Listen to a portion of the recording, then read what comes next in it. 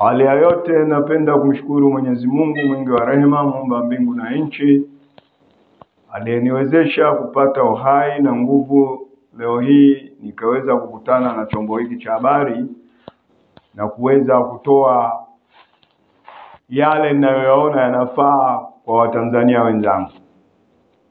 Ndugu zangu, leo napenda kuzungumzia juu ya hali inayotaka kuleta taharuki au inayoashiria kuleta taharuki katika nchi yetu. Tarehe 24 ya mwezi huu kumetajwa kuwa kutakuwa ni siku atakayofikishwa mahakamani kiongozi wa chama cha maendeleo cha demokrasia na maendeleo Chadema, Mheshimiwa Tundu Lissu. Lakini tukio hilo limewekewa ilani ya kwamba watu wasitoke na kufanya maandamano ambayo yatasababisha vurugu ya kupelekea watu wengine wasiokuwa na hisia hizo kupata mashaka. Sasa nawaasa wenzangu, nawaasa vijana katika Chadema, nawaasa Watanzania wengine wanaopenda kukimbilia vitu kwa mihemko bila ya kujua undani wa mambo yalivyo.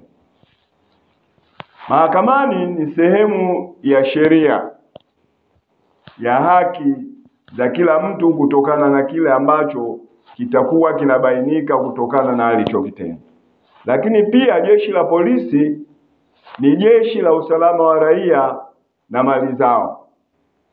Sasa kama polisi wameshatoa ilani ya kwamba hakutakiwi watu kutoka, halafu watu wanapewa mihemko, wanahamasishana kwamba tutoke, hatukubali, wakati huyu aliyekamatwa amekamatwa kwa taratibu za kisheria, kwa taratibu za kinchi, kwa taratibu za kiusalama na yuko kwenye mikono salama. Ndio maana unamuona tena akiwa anaelekea mahakamani kwenye kuangalia haki zake zikoje.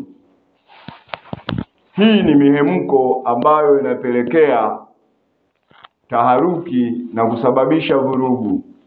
Hatuipendi. Mimi kama miongoni mwa watu wazima kwa umri wangu mzee, nasema mimi na timu ya wazee wenzangu tunasema hatukubaliani na fikra hiyo, tendo hilo, makusudio hayo, kwa sababu yanakuja kuashiria uvunjifu wa amani na utulivu tuliokuwa nayo. Nikwambieni, hawa watu ambao wanapenda kutoa hamasa za kwenye mihemko, ukiangalia wakati wa maandamano hayo inakuwa hawapo. Na miongoni mwao wengine tayari familia zao zimeshakuwa nje ya nchi. Siku zote sisi watu wa kada ya kawaida ya chini ndio tunafanywa kama kuni za kuchochea moto wao, ili wao wanachokitaka kitimie kwa maslahi binafsi na sio kwa maslahi ya jamii katika nchi. Tukio hili mimi kama miongoni mwa wazee napingana nalo kabisa, sitokuwa tayari. Nafikiri na wazee wote wanaofanana na mimi kwa umri, kutokana na yale Mwenyezi Mungu aliyotujalia kuyaona, hawatakuwa tayari juu ya hili. Nasema hivi, kila jambo lina taratibu zake.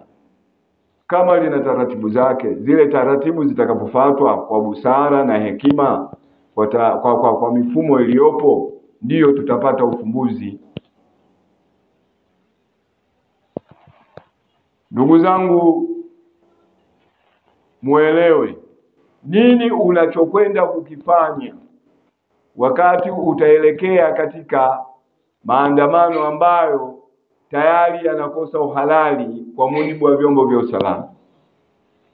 Lakini kama hawa watu wenzetu wa Chadema wao wanaona kwamba ni uhalali kuleta vurugu, uone kama ni mbinu ya kukunyima haki zako za kimsingi wewe, sababu wamekuwa wakizungumza kwamba hawatakuwa tayari kushiriki uchaguzi.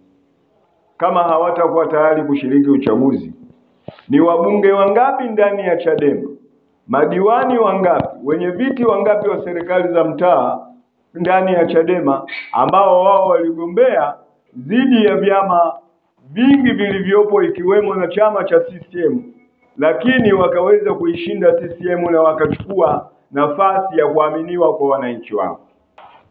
Nimezungumzia juu ya Chadema kususia au kukataa uchaguzi. Uchaguzi huu inaonyesha viongozi binafsi wa Chadema ndio waliokataa uchaguzi. Kwa sababu gani? Ndani ya wanachadema wengi ni wale wapiga kura na wanachama kuliko viongozi. Sasa kukataa uchaguzi maana yake ni kuwanyima haki raia halali ambao wapo kwa kivuli cha Chadema. Tendo hili kwanza si tendo la busara kwa mtu mwenye kuona mbali. Tayari kama wameshajiondoa katika uchaguzi kwa taratibu za kujitangaza, lakini hata zile zinazopelekea msajili wa vyama aone kwamba sasa Chadema alipofikia hastahiki katika hilo, tayari ya kwamba watu watumie busara ya kuona kwamba demokrasia yao wanaipeleka. Kwani kwa mifumo ya Chadema haina matatizo, ila ni wale watu ambao wapo kwenye Chadema wao ndio wanaoleta matatizo.